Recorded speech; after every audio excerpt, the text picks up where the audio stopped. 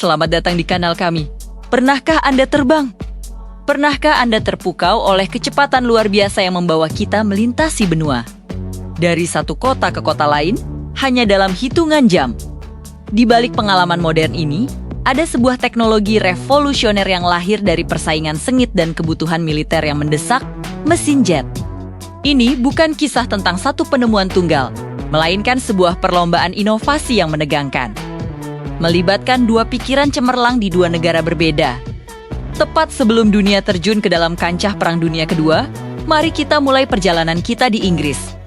Di sana, seorang perwira muda Angkatan Udara Kerajaan yang brilian bernama Sir Frank Whittle memiliki visi yang jauh melampaui zamannya. Visi yang melampaui era pesawat baling-baling. Whittle adalah seorang yang sangat gigih dan percaya pada idenya. Pada tahun 1930, ia berhasil mematenkan desain revolusioner pertamanya untuk mesin turbojet.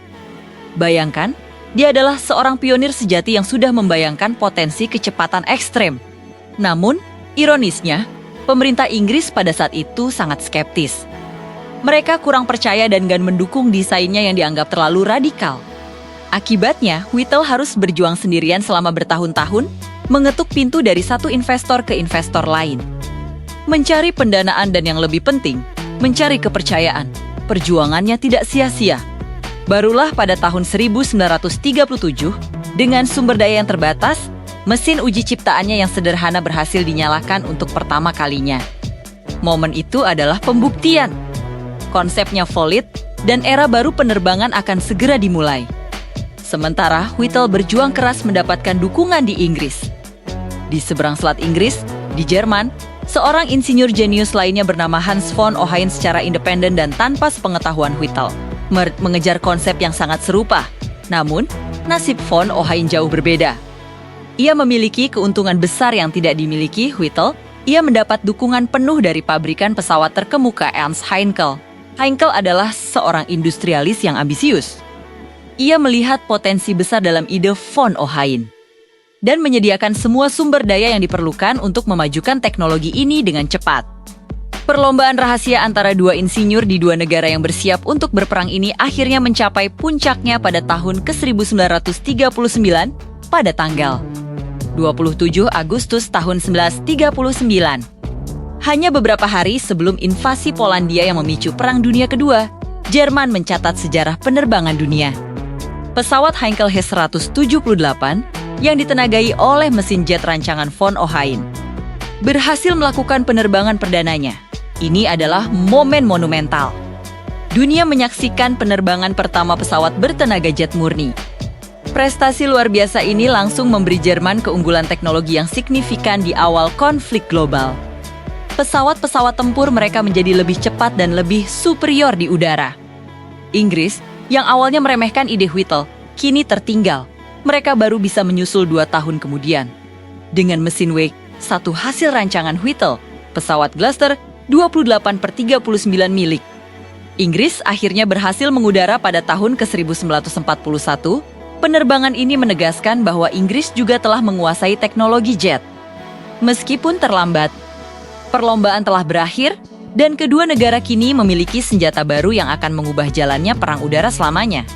Lalu, apa sebenarnya yang membuat mesin jet begitu revolusioner dan sangat berbeda dari mesin baling-baling tradisional yang sudah mendominasi angkasa selama puluhan tahun? Jawabannya ternyata terletak pada hukum fisika yang sangat dasar. Khususnya hukum ketiga Newton yang kita semua pelajari di sekolah. Untuk setiap aksi, ada reaksi yang sama besar dan berlawanan arah.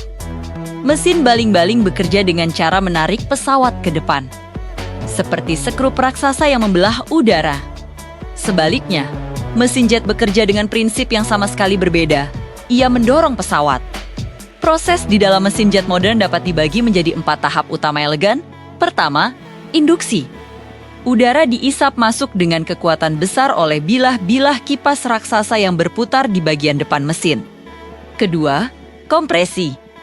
Setelah masuk, udara tersebut kemudian dialirkan melalui serangkaian kompresor yang menekannya hingga mencapai tekanan dan suhu yang sangat tinggi. Bayangkan memanfaatkan volume udara yang besar ke dalam ruang yang sangat kecil. Ketiga, pembakaran. Udara yang sudah bertekanan tinggi ini kemudian dicampur dengan bahan bakar dan diledakkan di dalam ruang bakar, menciptakan ledakan terkontrol yang menghasilkan gas panas yang luar biasa dahsyat. Dan tahap terakhir, pembuangan. Gas panas berkecepatan super tinggi ini kemudian menyembur keluar dari knalpot di bagian belakang mesin dengan kekuatan yang luar biasa. Dorongan masif dari semburan gas panas inilah sesuai dengan hukum Newton, yang menghasilkan reaksi balik yang mendorong pesawat ke depan dengan kecepatan yang belum pernah bisa dicapai sebelumnya. Ini adalah keajaiban rekayasa yang mengubah cara kita bergerak. Setelah Perang Dunia Kedua yang dahsyat berakhir, teknologi jet yang awalnya dikembangkan untuk tujuan militer mulai menemukan jalan baru. Inovasi dari medan perang berpindah ke dunia sipil, memicu sebuah era baru yang kita kenal sebagai Jet Age. Pada tahun 1952, De Havilland Comet dari Inggris menjadi pesawat jet komersial pertama di dunia yang melayani penumpang. Ini adalah sebuah terobosan. Meskipun Comet pada awalnya menghadapi beberapa tantangan teknis yang serius, keberadaannya membuka mata dunia terhadap potensi perjalanan udara yang cepat, nyaman, dan efisien. Namun, panggung global benar-benar direbut pada tahun 1958 dengan diperkenalkannya Boeing 707 dari Amerika Serikat. Pesawat ikonik ini menawarkan jangkauan yang lebih jauh, kecepatan yang lebih tinggi, dan tingkat keandalan yang luar biasa. Boeing 707 inilah yang mempopulerkan perjalanan jet lintas samudra dan lintas benua secara massal, membuatnya terjangkau bagi lebih banyak orang. Penemuan mesin jet yang merupakan warisan dari persaingan dua insinyur brilian di masa perang, pada akhirnya benar-benar mengubah cara kita memandang jarak dan waktu. Perjalanan yang sebelumnya memakan waktu berhari-hari atau bahkan berminggu-minggu menggunakan kapal laut atau kereta api, kini bisa ditempuh hanya dalam hitungan jam. Konektivitas global meningkat secara dramatis, mendorong perdagangan, pariwisata, dan pertukaran budaya dalam skala yang belum pernah terjadi sebelumnya. Bumi yang kita tinggali ini mendadak terasa jauh lebih kecil, lebih terhubung, dan lebih mudah diakses. Inilah revolusi kecepatan yang sesungguhnya, sebuah inovasi yang mengubah dunia kita untuk selamanya. Terima kasih sudah menonton.